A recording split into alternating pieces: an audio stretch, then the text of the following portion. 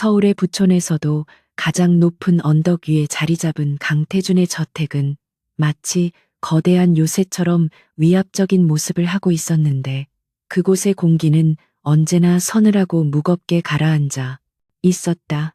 이른 아침 다이닝룸의 풍경은 이 집안의 기형적인 분위기를 단적으로 보여주고 있었는데 길게 뻗은 대리석 식탁 위에는 화려한 은식기들이 가지런히 놓여 있었지만 그곳에 흐르는 것은 가족 간의 따뜻한 온기가 아닌 숨막히는 적막뿐이었다.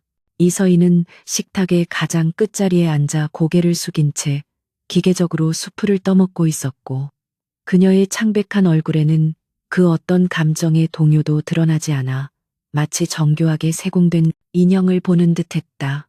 집안일은 돕는 고용인들조차 그녀의 주변을 오갈 때면 발소리를 죽이며 투명인간 취급을 했고 서인 또한 그런 대우가 익숙한 듯 시선을 그릇에만 고정한 채 침묵을 지키고 있었다.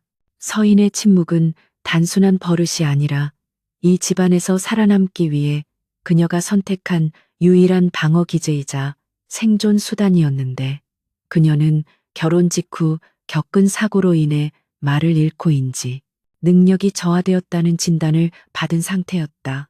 하지만 이는 철저하게 조작된 진단서와 그녀의 완벽한 연기가 만들어낸 결과물이었으며 사실 그녀의 머릿속은 그 누구보다 차갑고 냉철하게 돌아가고 있었다. 그녀는 수저가 접시에 부딪히는 미세한 소리조차 조심하며 아침 식사를 이어갔지만 그녀의 청각은 저택 곳곳에서 들려오는 모든 소리에 예민하게 반응하며 정보를 수집하고 있었다.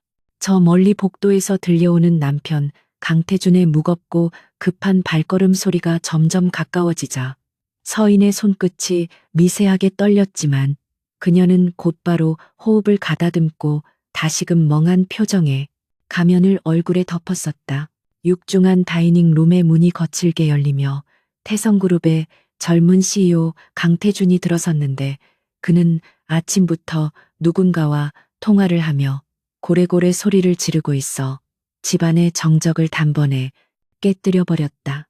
말끔하게 차려입은 최고급 슈트와 세련된 외모는 그를 품위 있는 신사처럼 보이게 만들었지만 잔뜩 찌푸린 미간과 험악한 말투는 그가 가진 오만하고 폭력적인 본성을 여과 없이 드러내고 있었다. 그는 식탁 상석에 털썩 주저앉으며 비서에게 러시아 측 파트너가 무리한 요구를 해오고 있다며 당장 대안을 마련하라고 윽박질렀고 맞은편에 앉은 아내 서인에게는 눈길조차 주지 않았다.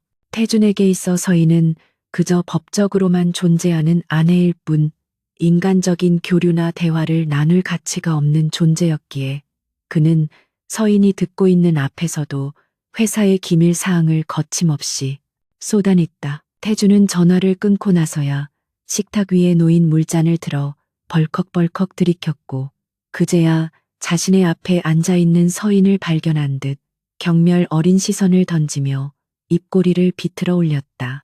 그는 서인이 자신을 바라보지도 않고 멍하니 밥만 먹고 있는 모습이 꼴보기 싫다는 듯 혀를 찼지만 사실 서인은 태준의 통화 내용을 통해 이번 러시아 사업이 난항을 겪고 있음을 정확하게 파악하고 있었다. 태준은 숟가락을 거칠게 집어들며 이번 주말에 있을 연애 준비는 제대로 되고 있는지 혼잣말처럼 중얼거렸는데 이는 서인에게 묻는 것이 아니라 뒤에 서 있는 집사에게 확인하는 질문이었다. 집사가 정중하게 모든 준비가 완료되었다고 보고하자 태준은 그제야 만족스러운 듯 고개를 끄덕이며 다시금 서인을 향해 차가운 목소리로 말을 걸었다. 이번 주말에 러시아 사절단을 환영하는 대규모 연회가 열릴 예정이니 너도 반드시 참석해서 내 옆에 붙어 있어야 한다고 태준은 명령조로 말하며 서인에게 삿대질을 했다. 그는 서인이 알아들었는지 못 알아들었는지 확인하려는 노력조차 하지 않은 채 그저 자신의 체면을 위해 벙어리 아내가 필요할 뿐이라는 태도를 노골적으로 드러냈다. 태준은 이번 계약이 성사되면 태성그룹이 제게 서열을 뒤바꿀 수 있을 것이라 확신하고 있었기에 사소한 실수도 용납할 수 없었고, 아내가 연회장에서 멍청한 짓을 해서 분위기를 망칠까봐 미리 단속을 하려는 것이었다. 서희는 태준의 위협적인 말투에도 불구하고 천천히 고개를 들어 그를 바라보며 눈을 깜빡이는 것으로 대답을 대신했는데, 그 모습은 영락없이 겁먹은 어린아이와 같았다. 하지만 서인의 내면에서는 태준의 말을 듣자마자 뜨거운 전율이 일었는데, 그것은 두려움이 아니라 오랫동안 기다려온 사냥감을 마주한 포식자의 본능과도 같은 것이었다. 그녀는 러시아 사절단이 온다는 소식을 이미 며칠 전 태준이 서재에 방치해둔 서류를 통해 알고 있었지만, 그가 직접 자신을 연회에 데려가겠다고 말한 것은 예상 밖 행운이었다. 서희는 과거 유학 시절 러시아에서 수년을 보내며 원어민 수준의 언어 구사 능력을 갖추고 있었지만, 태준과 그의 집안 사람들은 그녀의 배경에 대해 전혀 알지 못했고 관심조차 없었다. 그들은 서인을 그저 몰락한 집안의 딸이자 빚 대신 팔려온 모자란 여자로만 알고 있었기에, 그녀가 러시아어를 할 줄 안다는 것은 상상조차 할 수 없는 일이었다. 아침 식사가 끝날 무렵 태준은 비서가 건네준 태블릿 PC를 확인하며 미간을 찌푸렸는데, 화면 속에 뜬 러시아 계약서 초안의 복잡한 조항들이 그의 심기를 거스르는 듯했다. 그는 통역사가 제대로 번역한 것이 맞냐며 짜증을 냈고, 옆에 있던 비서는 국내 최고의 통역사를 고용했으니 염려하지 말라고 굽실거렸지만, 태준의 의심은 쉽게 거두어지지 않았다. 태준은 러시아어를 전혀 할 줄 몰랐기 때문에 전적으로 통역사와 중개인에게 의존할 수밖에 없는 상황이었고, 이는 의심 많고 독선적인 그에게 있어 참을 수 없는 불안 요소였다. 서희는 태준이 식탁 위에 잠시 내려놓은 태블릿 화면을 곁눈질로 훔쳐보았고, 그 찰나의 순간에 계약서의 핵심 조항에 숨겨진 독소 조항을 발견해내고는 속으로 쾌재를 불렀다. 태준이 자리를 박차고 일어나 출근 준비를 서두르자 집안의 고용인들이 일사불란하게 움직이며 그의 겉옷과 가방을 챙겨 현관까지 따라 나갔다. 서희는 그 소란스러운 배웅의 의식에서 철저히 배제된 채 식탁에 홀로 남아 있었는데, 태준이 현관을 나서기 직전 뒤를 돌아보며 서인에게 마지막 경고를 날렸다. 그는 이번 연애에서 입도 뻥끗하지 말고 그저 웃기만 하라며, 만약 실수라도 한다면 그날로 이 집에서 쫓겨날 줄 알라고 으름장을 놓은 뒤 거칠게 문을 닫고 나갔다. 육중한 현관문이 닫히는 소리가 저택 전체를 울리자 그제야 서인은 쥐고 있던 숟가락을 내려놓고 긴 숨을 토해내며 굳어있던 어깨의 긴장을 풀 수 있었다. 남편이 떠난 후의 저택은 더욱 고요하고 적막했는데, 서인은 자리에서 일어나 천천히 자신의 방이 아닌 2층 서재 쪽으로 발걸음을 옮겼다. 고용인들은 그녀가 멍하니 집안을 돌아다니는 것이 일상이라고 생각했기에 그녀가 서재로 들어가는 것을 보고도 제지하거나 의심하지 않았고, 그저 청소하기 귀찮게 한다며 뒤에서 수군거릴 뿐이었다. 서인은 서재 문을 닫자마자 문을 잠그고 방금 전과는 완전히 다른 날카로운 눈빛으로 태준의 책상 위에 어지럽게 널려있는 서류들을 빠르게 훑어보기 시작했다. 그녀의 손놀림은 거침이 없었고 눈동자는 서류의 내용을 스펀지처럼 빨아들이고 있었는데, 이는 멍청한 아내의 모습이 아닌 치밀한 전략가의 모습 그 자체였다. 서재의 책상 위에는 러시아 에너지 기업과의 합작 투자에 관한 기밀 문서들이 아무런 보안 장치도 없이 방치되어 있었는데, 태준의 이런 안일함은 서인에게 있어 최고의 무기였다. 그녀는 문서들 사이에서 통역사의 이력서와 그가 과거에 관여했던 프로젝트 목록을 발견했고, 그 이름을 확인하는 순간 입가에 서늘한 미소가 번졌다. 그 통역사는 업계에서 실력은 좋으나 돈만 주면 경쟁사에게 정보를 팔아넘기는 이중첩자로 악명 높은 인물이었는데, 태준은 그 사실을 전혀 모르고 그를 고용한 것이 분명했다. 서인은 이 사실을 태준에게 알려주는 대신 이 상황을 어떻게 자신의 복수에 이용할 수 있을지 계산하기 시작했고, 머릿속에서 복잡한 퍼즐 조각들이 하나씩 맞춰지기 시작했다. 그녀는 서류 내용을 머릿속에 완벽하게 입력한 뒤 책상의 상태를 처음과 똑같이 돌려놓고는 창가로 다가가 정원을 내려다보며 깊은 생각에 잠겼다. 정원에는 정원사들이 분주하게 움직이며 연회를 위한 조경 작업을 하고 있었는데, 그 화려한 꽃들과 장식들은 곧 다가올 피비린내 나는 전쟁의 배경이 될 것이었다.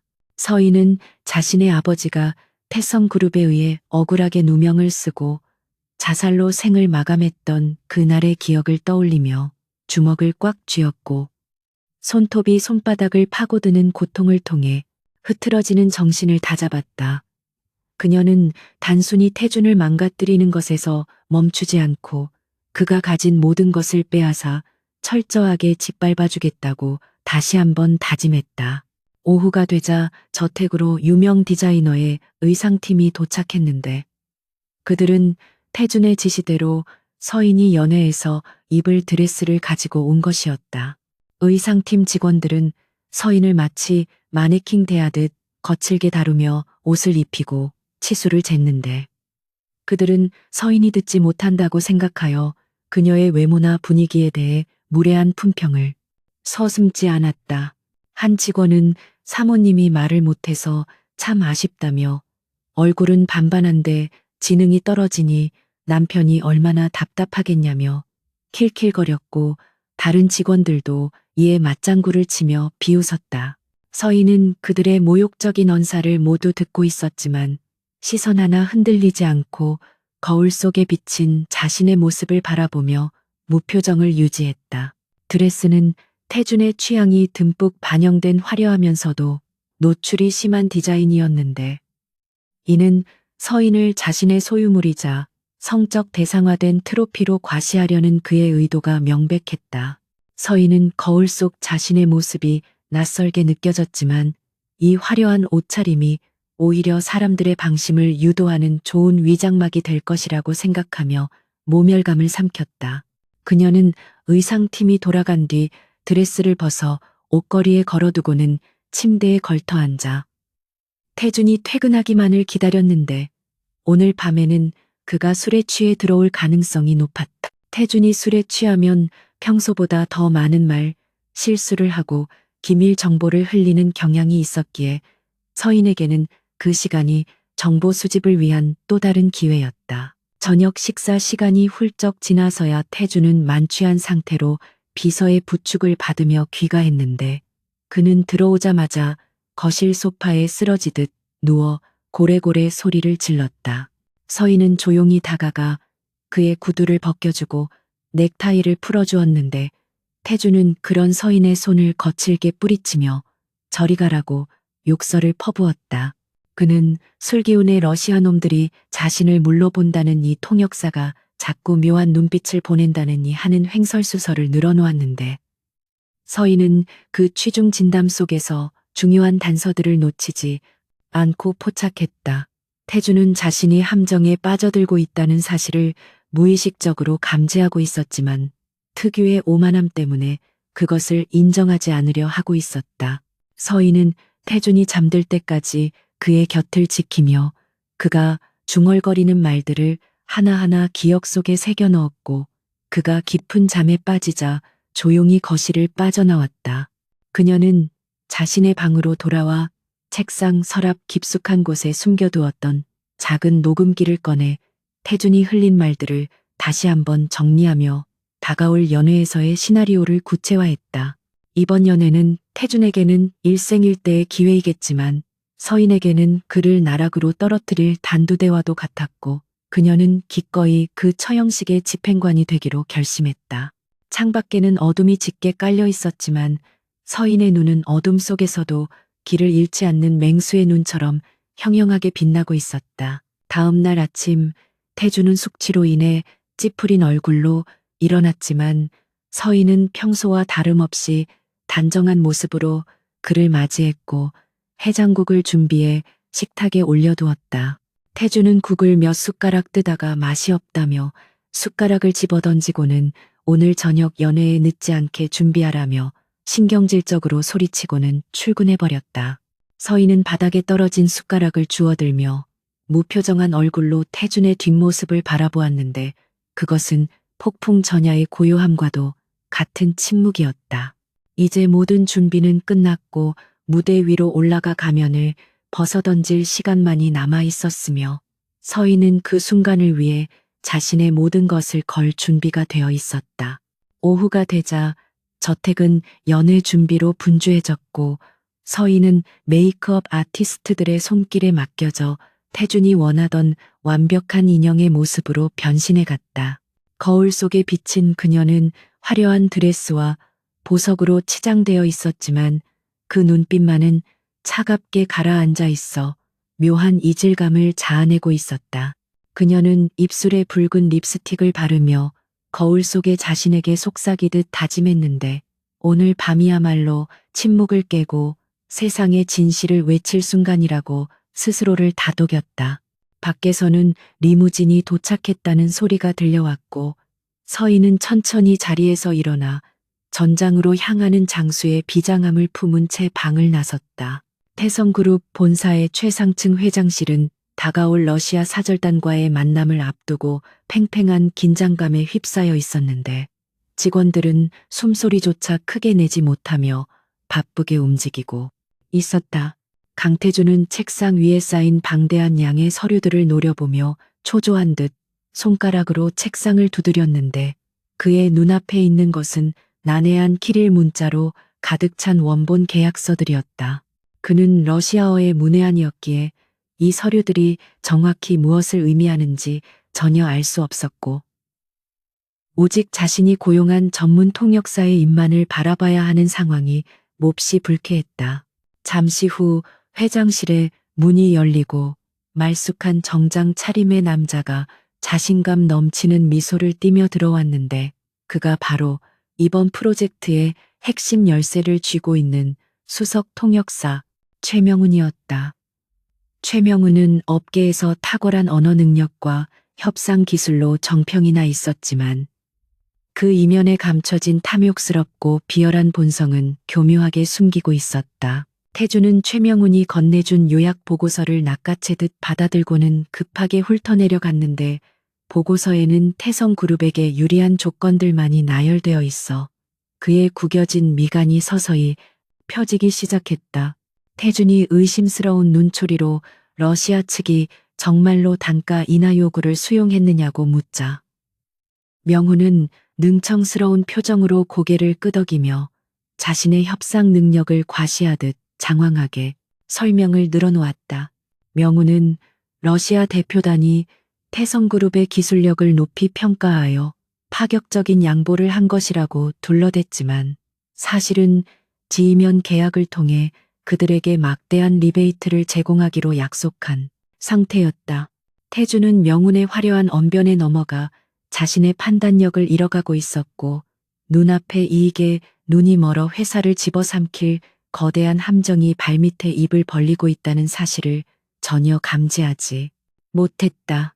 같은 시각 저택에 홀로 남은 이서희는 태준이 아침에 깜빡하고 두고 간 서류 가방을 발견하고는 주위를 살핀 후 조심스럽게 가방을 열어 그 안의 내용물들을 확인하기 시작했다. 가방 안에는 태준이 회사에서 보던 것과 동일한 러시아어 원본 계약서 뭉치가 들어 있었는데 서희는 익숙한 손놀림으로 서류들을 분류하고 핵심 조항들을 빠르게 읽어 내려갔다. 그녀의 눈동자는 서류 위를 춤추듯 움직였고 난해한 법률 용어와 복잡한 문장 구조도 그녀에게는 모국어를 읽는 것처럼 편안하고 자연스럽게 다가왔다. 서희는 어린 시절 무역업을 하던 아버지를 따라 러시아 블라디보스토크와 모스크바에서 10년 넘게 생활하며 현지 문화를 체득하고 언어를 완벽하게 마스터했던 과거가 있었다. 서인의 시선이 계약서의 15번째 조항에 머물렀을 때 그녀의 눈매가 날카롭게 변했는데 그곳에는 통역사가 태준에게 보고한 내용과는 정반대의 치명적인 독소 조항이 숨겨져 있었다. 그 조항은 합작 법인 설립 시 발생하는 모든 부채와 법적 책임을 태성그룹이 단독으로 떠안는다는 내용을 담고 있었는데, 이는 교묘하게 비틀린 문장으로 위장되어 있어 전문가가 아니면 쉽게 파악하기 힘든 구조였다. 더욱 충격적인 것은 자금 세탁이 의심되는 페이퍼 컴퍼니의 계좌번호가 각주처럼 작게 명시되어 있다는 점이었는데, 이는 이번 계약이 단순한 사업 협력이 아닌 거대한 금융 범죄에 연루되어 있음을 시사했다. 서인은 이 계약이 성사되는 순간 태성그룹은 막대한 빚더미에 앉게 되고, 태주는 범죄자로 전락하여 감옥에 가게 될 것임을 직감적으로 깨달았다. 과거 서인의 아버지는 정직하게 사업을 일구었으나 강태준과 그의 아버지의 모함으로 인해 하루아침에 파렴치한 사기꾼으로 몰려 모든 것을 잃고 비극적인 선택을 해야만 했었다.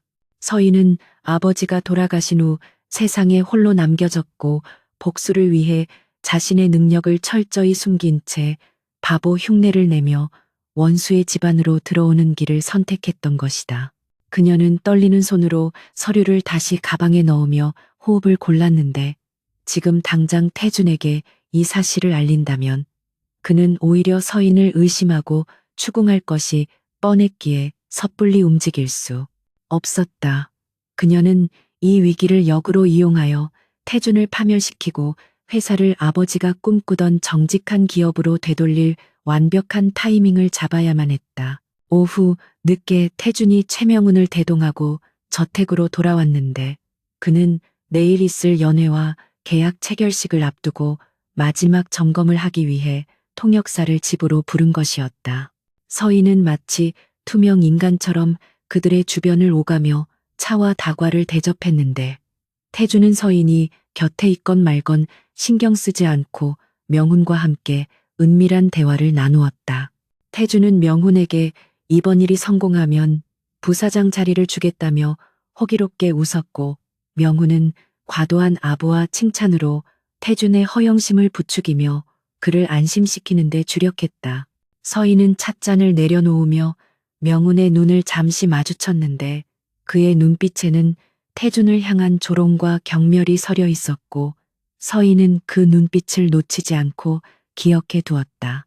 잠시 후 태준이 전화를 받으러 자리를 비운 사이 최명훈은 거실에 혼자 남게 되었고, 그는 서인이 듣고 있다는 사실을 전혀 개의치 않고 어디론가 전화를 걸어 러시아어로 대화를 시작했다. 명훈은 수화기 너머의 상대방에게 멍청한 CEO가 낚싯바늘을 확실하게 물었으니 계획대로 진행하라며 낄낄거렸고, 내일 연회장에서 사인을 하는 즉시 모든 자금을 빼돌릴 준비를 하라고 지시했다. 서인은 거실 구석에서 꽃병을 정리하는 척하며 명훈의 통화 내용을 토시 하나 빠뜨리지 않고 들었는데, 그녀의 등 뒤로 식은땀이 흘렀지만 손끝 하나 떨지 않고 평정심을 유지했다. 명훈은 전화를 끊고 나서 서인을 힐끔 쳐다보며 말도 못하고 알아듣지도 못하는 여자가 차라리 편하다며 혼잣말로 조소하고는 다시 거만한 자세로 소파에 기대 앉았다. 태준이 다시 돌아오자 명훈은 언제 그랬냐는 듯 공손한 태도로 돌변하여 업무 이야기를 이어갔고, 서인은 그 가증스러운 연기를 지켜보며 속으로 차가운 분노를 삼켰다. 그녀는 저 두 남자가 자신들의 욕망에 눈이 멀어 서로를 이용하고 있다고 착각하고 있지만, 결국 진짜 칼자루를 쥐고 있는 사람은 바로 자신이라는 사실을 상기했다. 서인은 조용히 주방으로 물러나 내일 연회에서 사용할 결정적인 증거들을 머릿속으로 정리하기 시작했는데, 그녀의 계획은 단순히 계약을 막는 것을 넘어 태준과 명훈을 동시에 사회적으로 매장시키는 것이었다. 밤이 깊어지고 명훈이 돌아간 뒤에도 저택에는 불길한 기운이 감돌았고, 서인은 잠들지 못한 채 창밖의 어둠을 응시하며 다가올 결전의 시간을 기다렸다.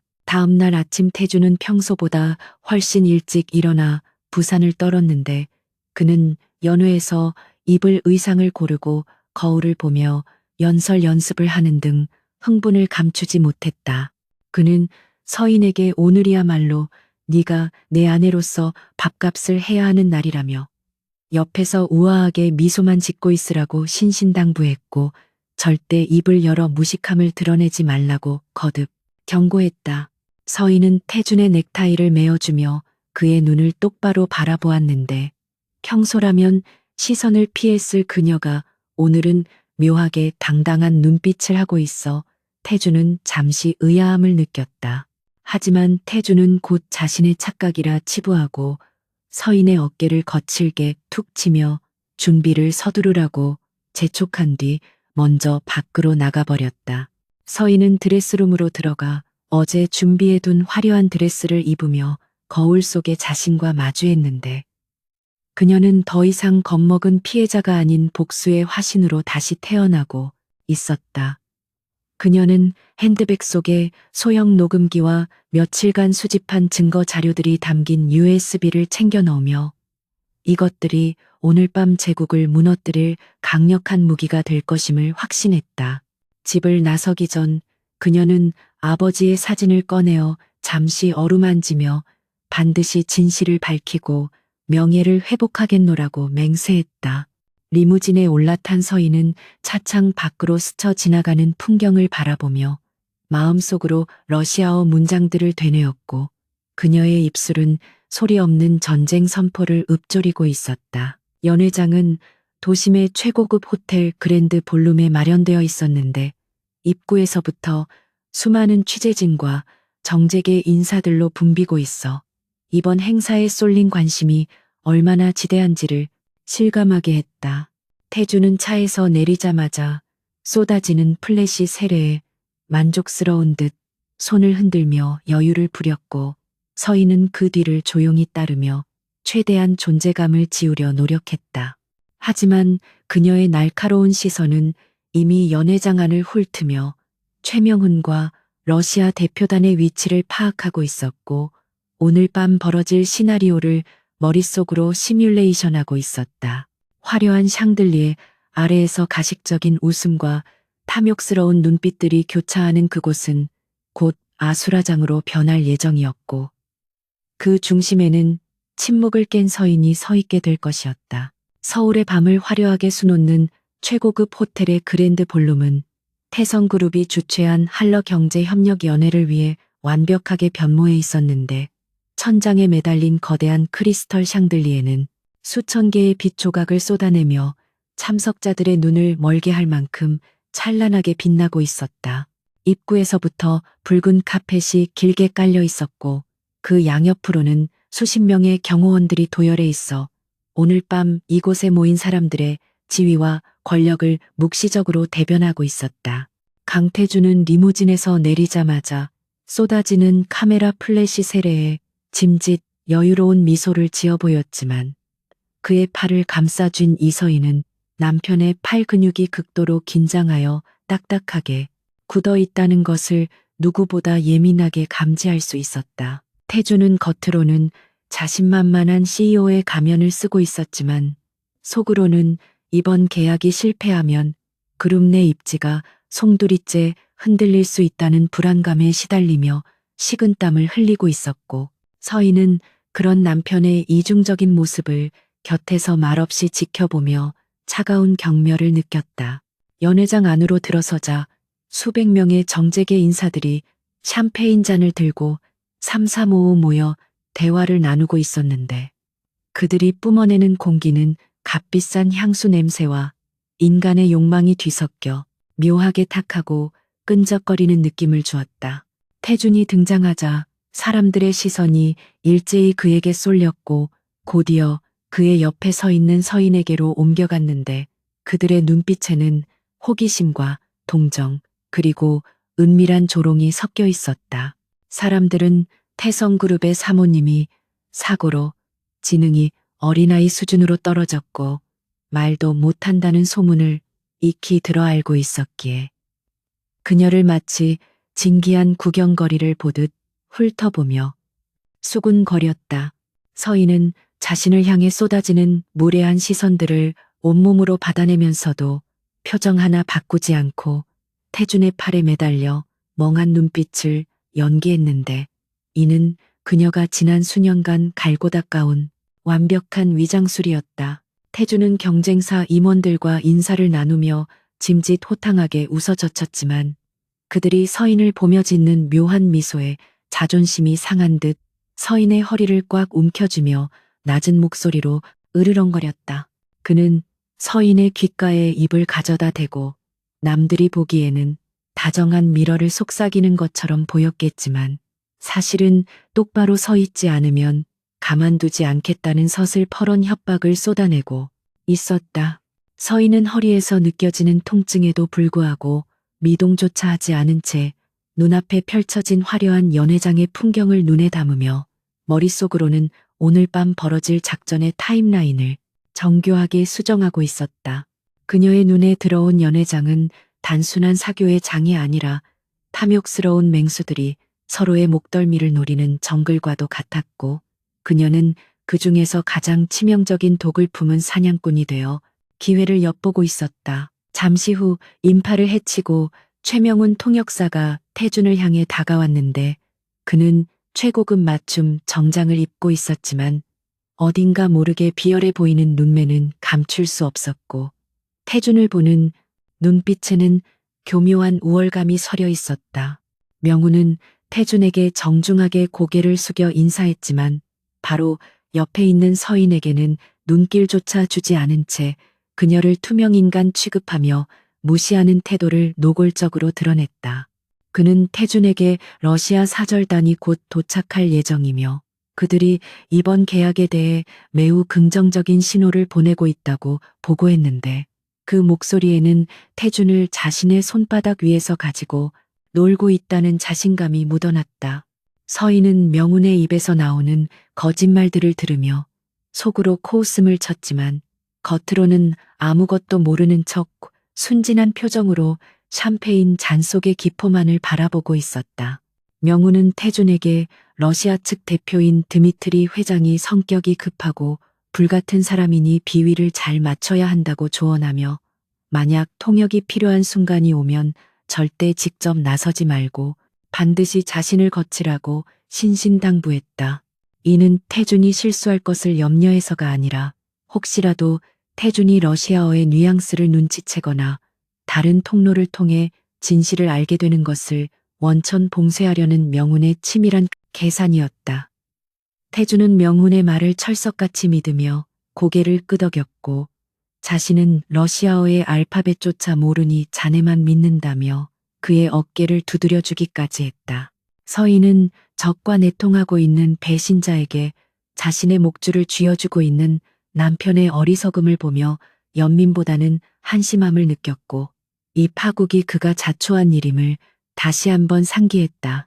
드디어 연회장의 거대한 문이 열리고 건장한 체격의 경호원들을 대동한 러시아 사절단이 입장하자 장내의 소란스러움이 일순간 잦아들며 팽팽한 긴장감이 감돌기 시작했다. 선두의 선드미트리 회장은 날카로운 눈매와 압도적인 위압감을 풍기는 인물로, 그의 등장은 마치 야생의 고미양 떼 속에 나타난 것과 같은 무거운 공포감을 조성했다. 태준은 긴장한 기색을 감추려 했으며 명훈과 함께 그들을 맞이하러 나갔고, 서인 또한 태준의 손에 이끌려 억지로 그 자리에 동석하게 되었다. 드미트리는 태준의 악수를 거칠게 받아주며 러시아어로 무언가 짧게 내뱉었는데, 그 목소리는 굵고 낮아서 마치 천둥소리처럼 들렸고 주변의 공기를 차갑게 얼어붙게 만들었다. 명훈은 드미트리의 말을 통역하며 회장님께서 만나 뵙게 되어 영광이며 오늘 밤 좋은 파트너를 만나 기쁘다고 말씀하셨다고 전했지만, 서인은 드미트리가 실제로는 너희 같은 애송이들이 감당할 수 있는 판이 아니다 라고 말했음을 정확히 알아들었다. 명훈의 뻔뻔한 오역은 서인의 분노를 자극했지만 그녀는 아직 때가 아니라는 생각에 주먹을 꽉 쥐며 감정을 억눌렀고, 드미트리의 시선이 잠시 자신에게 머물렀을 때도 시선을 피하며 약한 모습을 연출했다. 드미트리는 서인을 위아래로 훑어보더니 흥미 없다는 듯 고개를 돌렸는데 그는 비즈니스 파트너의 아내가 지능이 떨어진다는 정보를 미리 보고받고 그녀를 철저히 무시하기로 작정한 듯했다. 서인은 그들의 방심이 곧 자신에게 가장 큰 무기가 될 것임을 확신하며 그들이 나누는 대화의 뉘앙스와 숨겨진 의도들을 하나도 놓치지 않고 수집했다. 사절단과 태준 일행은 연회장 중앙에 마련된 메인 테이블로 이동했는데 그곳은 다른 테이블보다 한 단 높게 설치되어 있어 마치 왕족들이 앉는 자리처럼 모든 사람들의 시선을 한 몸에 받을 수 있는 위치였다. 태주는 자리에 앉자마자 비서에게 눈짓을 보내 최고급 보드카를 가져오게 했고 러시아인들의 환심을 사기 위해 그들의 주도 문화를 어설프게 흉내내려 노력했다. 드미트리와 그의 수행원들은 태준의 그런 노력을 가소롭다는 듯 지켜보며 자기들끼리 러시아어로 농담을 주고받았는데 그 내용은 태준의 외모와 태도를 비하하는 저급한 것들이었다. 서인은 그들의 조롱을 모두 알아들으면서도 아무것도 모르는 척 음식을 깨작거렸는데 속에서는 뜨거운 불덩이가 치밀어 올랐지만 차가운 이성으로 그것을 덮어 눌렀다. 연애가 무르익어 가면서 태주는 술기운이 올라 얼굴이 불그스레해졌고 긴장이 풀린 탓인지 목소리가 점점 커지며 평소에 거만한 태도가 나오기 시작했다. 그는 드미트리에게 한국의 경제 상황과 태성그룹의 위상에 대해 장황하게 늘어놓았는데 명우는 그 말들을 적당히 편집하고 미화하여 통역하느라 진땀을 빼고 있었다. 태주는 자신의 말이 제대로 전달되고 있다고 착각하며 기분이 좋아져 서인의 어깨에 팔을 두르고는 내 아내가 비록 말은 못하지만 내조 하나는 끝내준다며 뜬금없는 자랑을 늘어놓았다. 서인은 태준의 술 냄새, 나는 입김과 무거운 팔이 역겨웠지만 억지로 입꼬리를 올려 미소 지었고 그 모습은 영락없이 남편에게 순종적인 인형 그 자체였다. 그때 드미트리의 수행원 중 한 명이 서인을 빤히 쳐다보며 러시아어로 그녀가 정말 아무것도 못 알아듣는지 시험해보자고 제안했고 드미트리는 재미있겠다는 듯 고개를 끄덕였다. 수행원은 서인에게 다가와 짐짓 친절한 표정으로 샴페인을 따라주며 러시아어로 당신 남편은 멍청한 돼지이고 당신은 그 돼지가 키우는 애완동물에 불과하다고 속삭였다. 태준과 주변 사람들은 그가 서인에게 덕담을 건네는 줄 알고 흐뭇하게 바라보았고 명훈조차 그 상황을 즐기며 굳이 통역을 해주지 않고 방관했다. 서인은 샴페인 잔을 받아들며 손끝을 미세하게 떨었지만 곧바로 해맑게 웃으며 고개를 꾸벅 숙여 감사를 표하는 연기를 완벽하게 해냈다. 수행원들은 서인의 반응을 보고 킬킬거리며 그녀가 정말로 아무것도 모르는 바보라고 확신하게 되었고 그들의 경계심은 완전히 무너져 내렸다. 서인은 모욕적인 언사를 들으며 수치심에 몸서리쳤지만 동시에 이것이 그들이 자신을 완전히 배제하고 있다는 확실한 증거라는 생각에 안도감을 느꼈다. 그녀는 테이블 아래로 손을 내려 핸드백 속에 있는 녹음기가 제대로 작동하고 있는지 확인했고 이제 곧 시작될 본 계약 협상에서 그들의 추악한 민낯을 만천하에 공개할 준비를 마쳤다. 잠시 후 사회자가 마이크를 잡고 오늘 연회의 하이라이트인 계약 체결식을 거행하겠다는 안내 방송을 내보내자 장내는 일순간 조용해지며 모든 이목이 중앙 테이블로 집중되었다.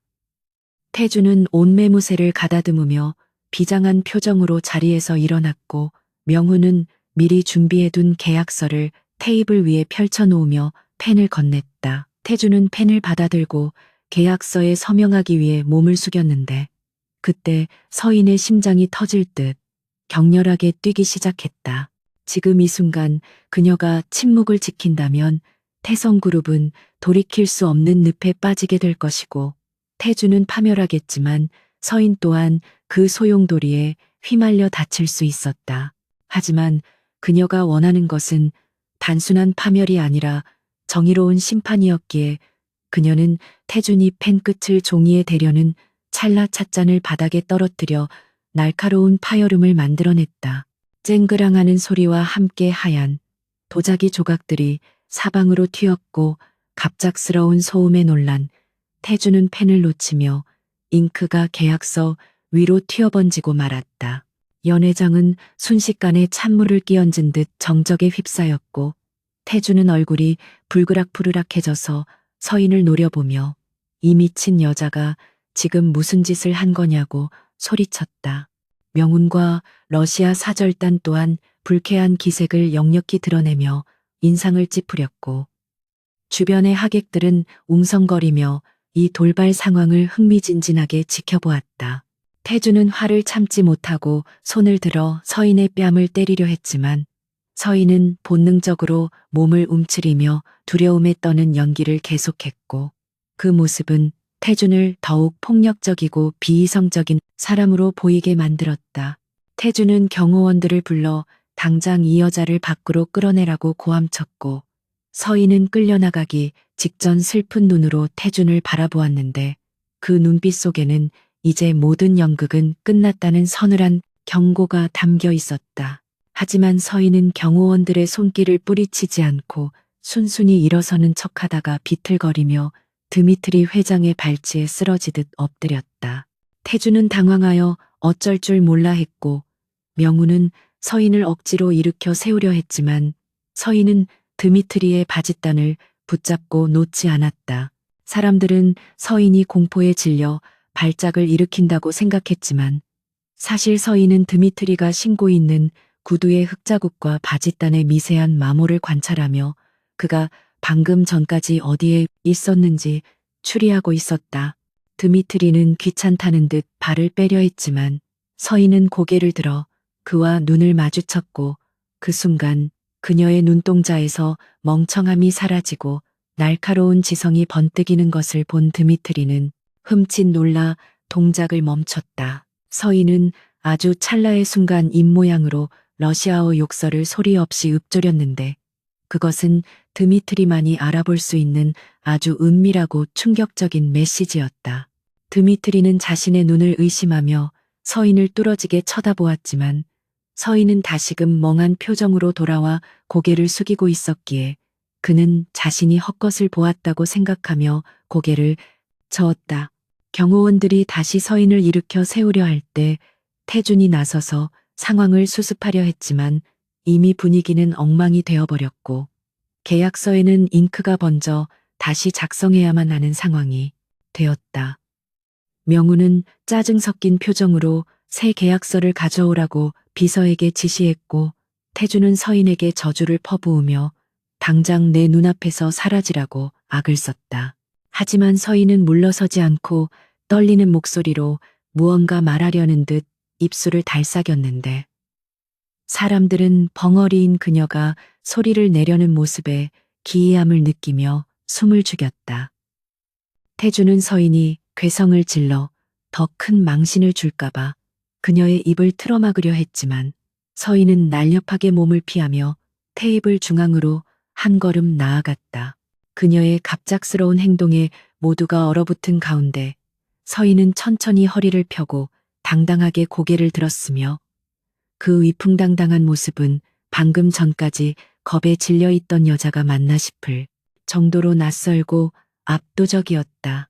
이제 무대는 완벽하게 세팅되었고 관객들은 숨을 죽였으며 서인은 오랫동안 닫혀있던 목소리의 빗장을 풀고 세상을 향해 포효할 준비를 마쳤다. 연회장은 깨진 도자기 파편들이 흩어져 있는 바닥처럼 어수선하고 혼란스러운 공기에 휩싸여 있었는데 강태주는 붉게 상기된 얼굴로 씩씩거리며 서인을 잡아먹을 듯이 노려보고 있었다.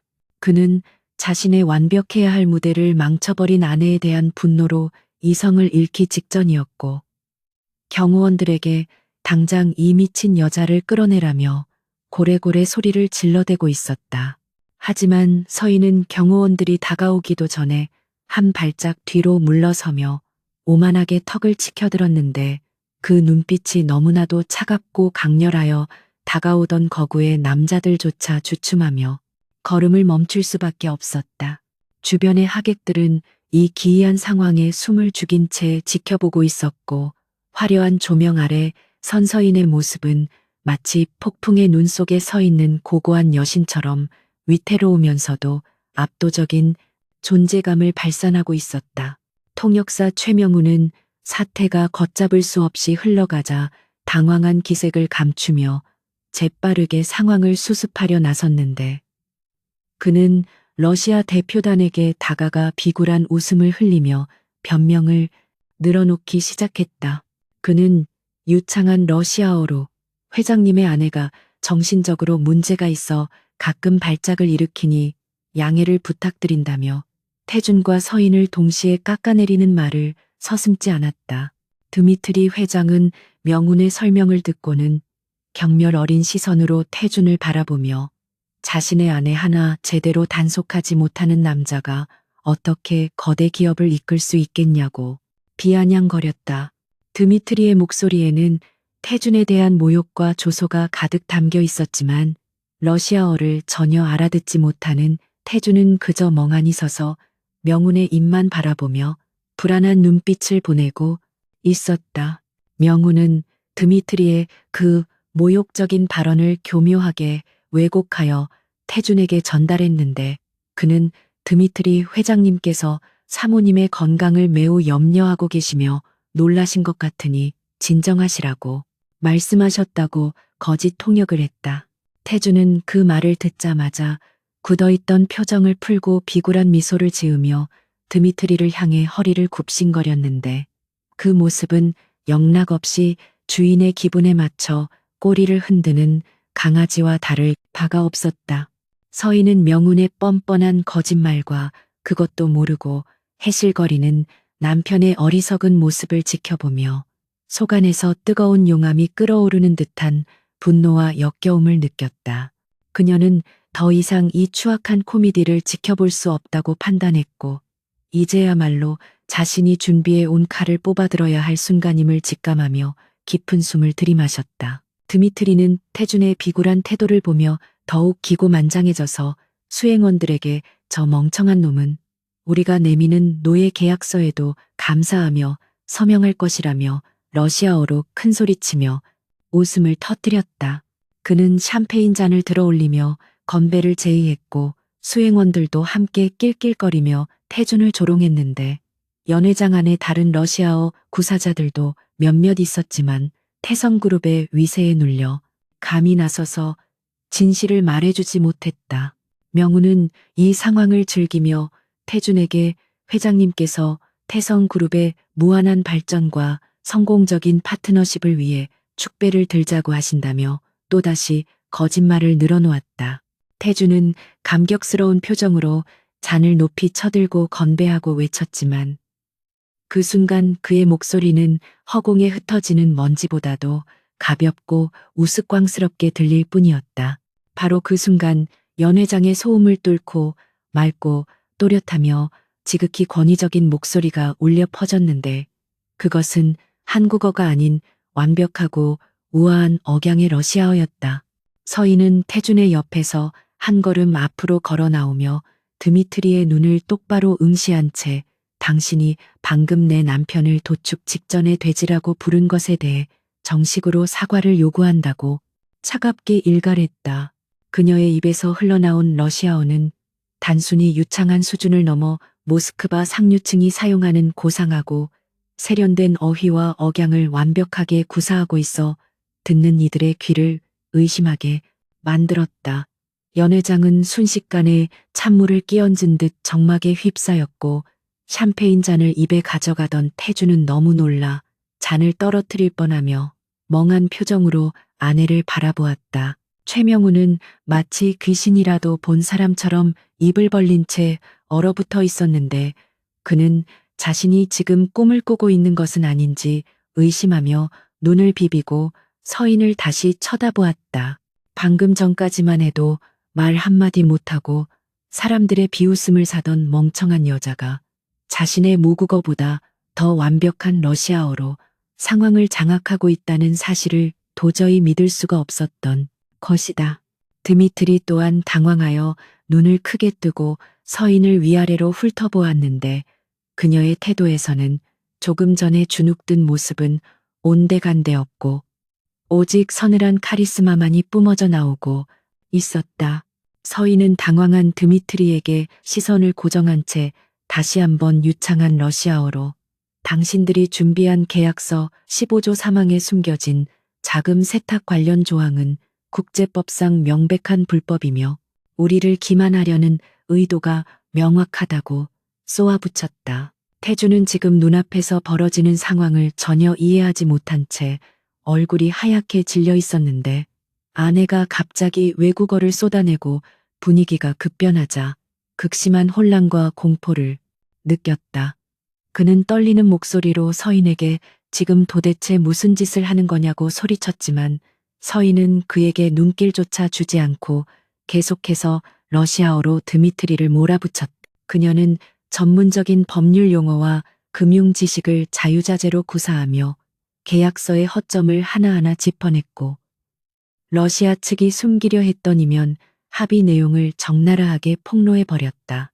서인의 말 한마디는 날카로운 비수가 되어 러시아 대표단의 허를 찔렀고 그들은 자신들의 은밀한 계획이 간파당했다는 사실에 당혹감을 감추지 못하고 웅성거렸다. 드미트리의 표정은 당황해서 분노로 그리고 다시 경이로움으로 시시각각 변해갔는데 그는 자신의 눈앞에 서 있는 이 여인이 결코 만만한 상대가 아님을 본능적으로 깨달았다.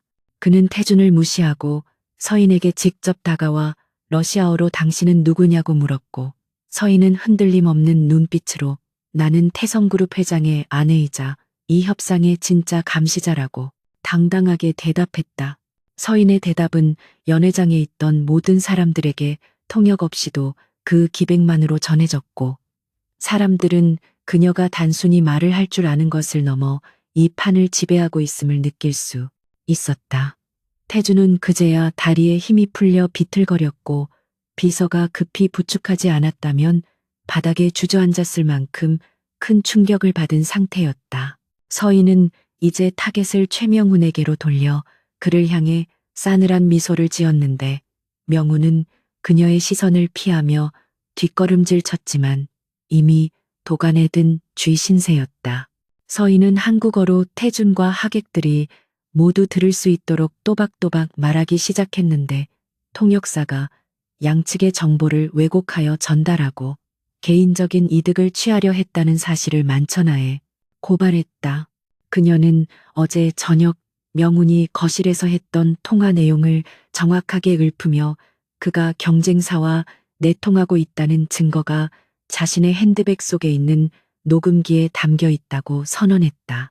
명훈은 얼굴이 사색이 되어 아니라고 부정하려 했지만 서인이 러시아어로 그가 통화 중에 사용했던 은어까지 정확히 짚어내자 더 이상 변명할 말을 찾지 못하고 입을 다물었다. 태주는 서인의 폭로를 들으며 숨이 턱 막히는 고통을 느꼈는데 자신이 그토록 믿었던 통역사가 배신자였고 자신이 무시했던 아내가 모든 것을 알고 있었다는 사실이 그를 비참하게 만들었다. 그는 배신감과 수치심, 그리고 아내에 대한 두려움이 뒤섞인 복잡한 감정으로 가슴을 움켜쥐었고 식은땀이 비 오듯 쏟아져 내렸다. 주변 사람들은 수군거리며 태준을 동정하기보다는 그 무능함을 비웃는 눈치였고 반대로 서인을 향해서는 경외심 어린 시선을 보내고 있었다. 서인은 태준에게 다가와 귓가에 속삭이듯 말했는데 당신이 내 입을 막으려 했던 그 순간 당신은 스스로의 눈과 귀를 막아버린 꼴이 되었다는 그녀의 말은 태준의 심장을 후벼 파는 것 같았다. 드미트리는 호탕하게 웃음을 터뜨리며 서인에게 박수를 보냈는데 그는 강한 자를 존중하는 러시아인 특유의 기질을 드러내며 서인의 대담함과 능력에 매료된 듯했다. 그는 통역사를 거치지 않고 직접 서인에게 러시아어로 사과를 표하며 멍청한 남편 대신 당신과 직접 거래를 하고 싶다고 제안했다. 드미트리의 이 제안은 태준에게는 사형 선고나 다름없었지만 서인에게는 승리의 트로피와도 같았고 그녀는 우아하게 고개를 끄덕이며 그 제안을 수락하겠노라고 답했다. 태준은 옆에서 멍하니 그 광경을 지켜보며 자신이 주인공이어야 할 무대에서 철저하게 소외된 엑스트라로 전락해버린 현실을 받아들여야만 했다. 서인은 드미트리와 악수를 나누며 협상의 주도권을 완전히 가져왔는데 그녀의 손짓 하나하나에는 자신감이 넘쳐 흘렀고 누구도 그녀의 권위에 토를 달지 못했다. 그녀는 즉석에서 계약서에 수정안을 제시하며 태성그룹의 불리한 조항들을 모두 삭제하고 러시아 측에도 이익이 되는 합리적인 대안을 내놓았는데 이는 그녀가 오랫동안 준비해 온 비장의 카드였다. 드미트리는 서인의 제안이 매우 타당하고 전문적이라는 사실에 감탄하며 즉석에서 수행원들에게 계약서 수정을 지시했다. 연 회장은 서인의 동무대가 되었고 사람들은 그녀의 지성과 카리스마에 압도되어 숨소리조차 크게 내지 못하고 그녀의 입만 바라보았다. 명우는 경호원들에게 끌려나가면서도 억울하다며 소리를 질렀지만 아무도 그의 말에 귀를 기울이지 않았고 그는 자신의 탐욕이 부른 비참한 최후를 맞이하게 되었다. 태주는 창백해진 얼굴로 의자에 주저앉아 떨리는 손으로 물잔을 집어들었지만 물을 마시기도 전에 컵을 놓쳐버리고 말았다. 그는 지금 자신이 보고 있는 아내가 정말 자신이 알던 그 벙어리 여자가 맞는지 의심스러웠고 그녀가 숨겨왔던 발톱이 자신의 목덜미를 겨누고 있다는 사실에 극심한 공포를 느꼈다. 서인은 그런 태준을 차가운 눈빛으로 내려다보며 이제 시작일 뿐이라고 속으로 되뇌었고 그녀의 복수는 이제 막 첫 단추를 끼웠을 뿐이었다. 수정된 계약서가 준비되자 드미트리는 펜을 들어 서명하기 전 서인에게 이 계약의 파트너는 태성그룹이 아니라 바로 당신 이서인 여사임을 명시하고 싶다고 말했다. 서인은 미소 지으며 그것은 곤란하다며 형식상 대표는 남편이니 그에게 서명하게 하되 실질적인 운영권과 감독권은 자신이 갖겠다는 내용의 부속 합의서를 내밀었다. 태주는 울며 겨자 먹기로 그 합의서에 서명할 수밖에 없었고 손이 너무 떨려 글씨조차 제대로 쓰지 못하는 지경이었다. 드미트리는 태준을 비웃으며 서인에게 다시 한번 건배를 제의했고 이번에는 연회장의 모든 사람들이 서인을 향해 잔을 들어 올렸다. 서인은 높이 든 샴페인 잔 너머로 태준의 절망적인 얼굴을 바라보며 짜릿한 승리감을 맛보았는데 그것은 지난 수년간의 서름과 고통을 한 번에 씻어내리는 달콤한 보상이었다. 연회장의 화려한 조명은 이제 오직 서인만을 비추고 있었고 그녀는 그 빛 속에서 가장 빛나는 별이 되어 있었다. 밤은 깊어가고 있었지만 서인의 세상은 이제 막 새로운 아침을 맞이하고 있었으며 그녀의 앞길을 막을 수 있는 것은 아무것도 없어 보였다. 태주는 숨을 헐떡이며 자신의 심장이 멈출 것 같은 압박감을 느꼈고 눈앞이 캄캄해지는 것을 느끼며 고개를 떨구었다. 연회장에서의 충격적인 사건이 끝나고 러시아 사절단이 떠난 뒤에도 호텔 로비에는 여전히 가라앉지 않은 흥분의 여진이 남아 있었는데 강태주는 넋이 나간 사람처럼 멍하니 서서 멀어져가는 리무진의 붉은 미등만을 바라보고 있었다. 드미트리 회장은 떠나기 직전까지도 태준에게는 눈길조차 주지 않은 채 오직 이서인에게만 정중하게 인사를 건네고 악수를 청했으며 이는 태성그룹의 실질적인 파트너가 누구인지를 명확하게 보여주는 잔인한 퍼포먼스였다. 주변에 있던 기자들은 이 기이한 광경을 놓치지 않고 셔터를 눌러댔고 태주는 플래시 불빛이 터질 때마다 자신의 벌거벗겨진 자존심이 세상에 전시되는 듯한 수치심에 몸을 떨었다. 비서실장이 다가와 취재진을 막으며 서둘러 차를 대기시켰지만 태준의 귀에는 사람들의 수군거림이 환청처럼 끊임없이 들려와 그의 정신을 갉아먹고 있었다. 집으로 돌아가는 리무진 안의 공기는 숨이 막힐 듯 무겁고 차가웠는데 태주는 창가에 기대 앉아 있는 서인을 곁눈질로 훔쳐보며 지금 자신의 옆에 앉아 있는 여자가 도대체 누구인지 알 수 없는 공포감에 휩싸였다. 서인은 창밖으로 빠르게 스쳐 지나가는 서울의 야경을 무표정한 얼굴로 응시하고 있었는데 그녀의 옆모습에서는 방금 전 연회장을 지배했던 카리스마가 여전히 서늘하게 배어 나오고 있었다. 태주는 소리를 지르며 따져 묻고 싶었지만 목구멍이 꽉 막힌 듯 말이 나오지 않았고 무엇보다 그녀가 다시 입을 열어 자신을 향해 독설을 내뱉을까봐 두려워 입술만 잘근잘근 씹어댔다. 그는 지난 3년간 벙어리 흉내를 내며 자신의 모든 추태와 비밀을 지켜봤을 그녀를 생각하니 등골이 오싹해졌고 자신이 쥐고 있던 주도권이 산산조각 났음을 본능적으로 감지했다. 저택에 도착하자마자 태주는 차문이 열리기도 전에 튀어나가듯 내렸고 뒤따라 내리는 서인을 향해 거칠게 손짓하며 서재로 따라오라고 으르렁거렸다. 현관에서 기다리던 집사와 고용인들은 주인의 심상치 않은 분위기를 감지하고 숨을 죽였는데 평소 같으면 주눅 들어 고개를 숙였을 서인이 오늘은 고개를 꼿꼿이 세우고 당당하게 걸어 들어오는 모습에 눈이 휘둥그레졌다.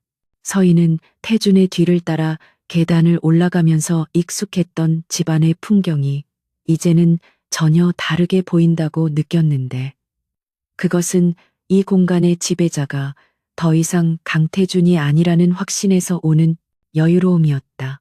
그녀는 서재문이 닫히는 소리와 함께 시작될 폭풍을 예감했지만 두려움보다는 이제야말로 묵은 빚을 청산할 시간이 왔다는 생각에 가슴이 벅차올랐다. 서재에 들어서자마자 태주는 책상 위에 놓인 값비싼 크리스털 위스키병을 벽을 향해 집어 던졌고 쨍그랑하는 파열음과 함께 유리 조각이 사방으로 튀며 짙은 알코올 냄새가 방 안을 가득 채웠다. 그는 핏발 선 눈으로 서인을 노려보며 지금까지 날 속인 거냐며 고래고래 소리를 질렀고 흥분을 주체하지 못해 넥타이를 거칠게 풀어 헤치며 씩씩거렸다. 태주는 어떻게 감히 네가 내 등 뒤에서 칼을 꽂을 수 있냐며 배신감을 토로했지만 그 분노의 밑바닥에는 자신의 무능함이 만천하에 드러난 것에 대한 자괴감과 서인에게 약점을 잡혔다는 불안감이 짙게 깔려 있었다.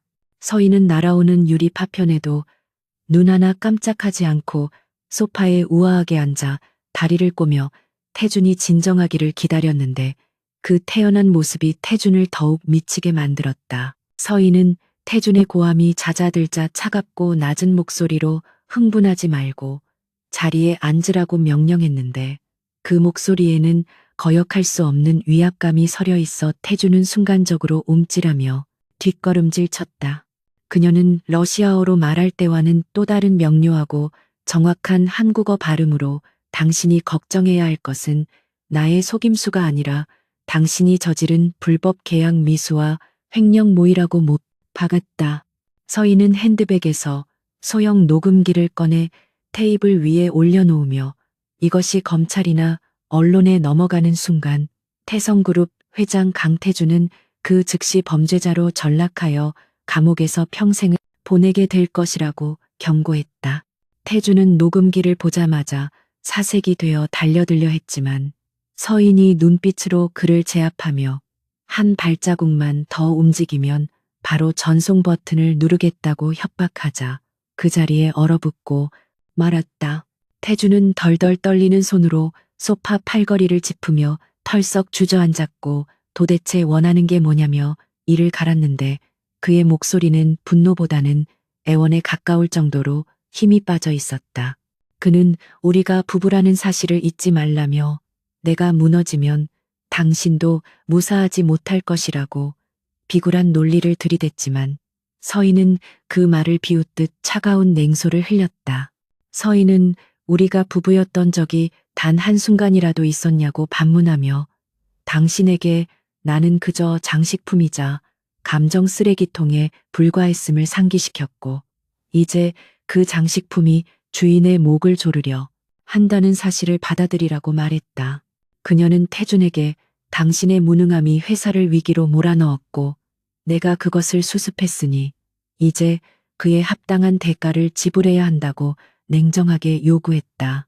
서인은 미리 준비해둔 주식 양도, 계약서와 경영권 위임장을 서류 가방에서 꺼내 태준의 앞에 던져주었는데 그 서류들은 태준이 가진 태성그룹 지분의 상당 부분을 서인에게 양도하고 주요 의사 결정권을 그녀에게 위임한다는 내용을 담고 있었다. 태준은 서류를 훑어보며 손을 부들부들 떨었는데 이것은 사실상 자신을 허수아비 회장으로 만들고 회사를 통째로 삼키겠다는 선전포고나 다름없었기에 도저히 받아들일 수가 없었다.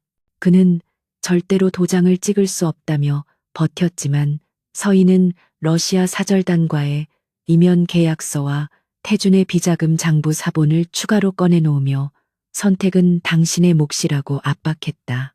서인은 감옥에 가서 회장직을 박탈당하는 이 차라리 이름뿐인 회장으로라도 남아서 품위를 지키는 것이 낫지 않겠냐며 태준의 허영심을 교묘하게 자극했다. 태준은 눈앞에 놓인 서류들과 증거들을 번갈아 보며 깊은 절망감에 빠졌는데 자신이 평생을 바쳐 지켜온 권력이 물거품처럼 사라지려 하는 순간을 목격하며 숨을 헐떡였다. 그는 서인이 단순히 돈을 원하는 것이 아니라 자신을 완전히 파멸시키고 지배하려 한다는 것을 깨달았지만 이미 덫에 걸린 짐승처럼 빠져나갈 구멍이 없었다. 태주는 억울함에 눈물까지 글썽이며 네가 어떻게 나한테 이럴 수 있냐고 중얼거렸지만 서인은 그 눈물이 참회가 아닌 억울함에서 나온 것임을 알기에 일말의 동정심도 느끼지 않았다. 그녀는 펜을 태준의 손에 쥐어주며 시간이 없으니 서두르라고 재촉했고 태준은 마치 사형 집행서에 서명하는 죄수처럼 떨리는 손으로 종이 위에 자신의 이름을 적어 내려갔다.